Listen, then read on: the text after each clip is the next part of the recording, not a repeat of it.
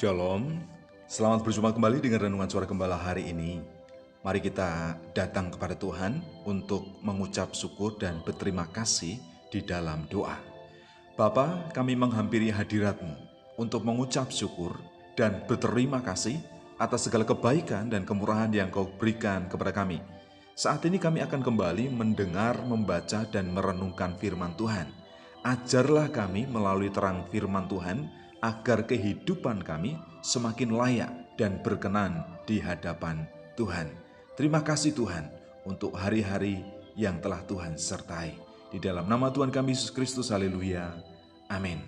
Tema firman Tuhan yang kita renungkan saat ini adalah bukti kehidupan dari surat Kolose pasal 2 ayat 6 sampai ayat yang ke-8. Demikian firman Tuhan. Kamu telah menerima Yesus Kristus Tuhan kita. Karena itu, hendaklah hidupmu tetap di dalam Dia. Hendaklah kamu berakar di dalam Dia dan dibangun di atas Dia. Hendaklah kamu bertambah teguh dalam iman yang telah diajarkan kepadamu, dan hendaklah hatimu melimpah dengan syukur. Hati-hatilah supaya jangan ada yang menawan kamu dengan filsafatnya yang kosong dan palsu, menurut ajaran turun-temurun dan roh-roh dunia, tetapi tidak menurut Kristus. Kita harus tinggal tetap di dalam Kristus dan mengalami pertumbuhan serta perkembangan sebagaimana semestinya, karena kita ini adalah anak-anak Tuhan yang terus berkembang dan bertumbuh di dalam Dia. Jadi yang pertama, kita harus berakar di dalam Tuhan tentunya.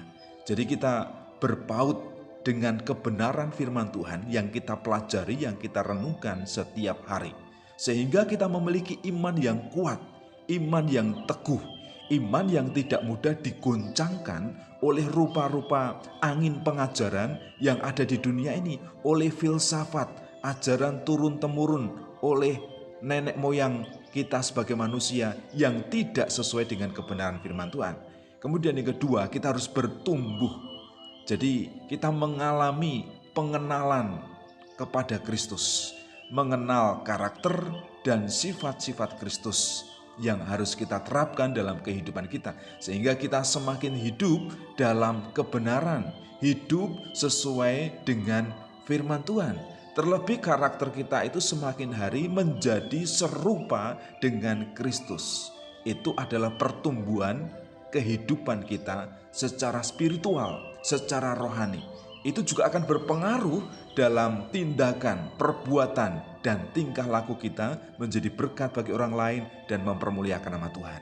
Kemudian yang ketiga, tentunya kita akan berbuah, menghasilkan buah kehidupan yang layak dan berkenan di hadapan Tuhan. Kita tidak melakukan perbuatan dosa dan pelanggaran terhadap hukum Tuhan. Dan juga kita bisa menjadi saksi, memenangkan jiwa-jiwa baru dan membawanya bagi Tuhan, membawanya kepada Tuhan, sehingga nama Tuhan dipermuliakan, banyak orang diselamatkan. Itu adalah ketetapan Tuhan memanggil kita supaya kita menjadi saksi, memberitakan Injil, menjadikan sekalian bangsa murid Tuhan, dan nama Tuhan dipermuliakan. Jadi apa yang harus kita lakukan dalam kehidupan kita ini? Berakarlah yang dalam dan kuat di dalam kebenaran firman Tuhan. Dan juga teruslah bertumbuh dalam iman, dalam pengenalan akan Kristus. Sehingga teladan Kristus itu menjadi tolok ukur dalam kehidupan kita. Selain itu, yang terutama, hasilkanlah buah kebaikan, jiwa baru untuk hormat dan kemuliaan nama Tuhan. Kita dipanggil untuk memberitakan Injil.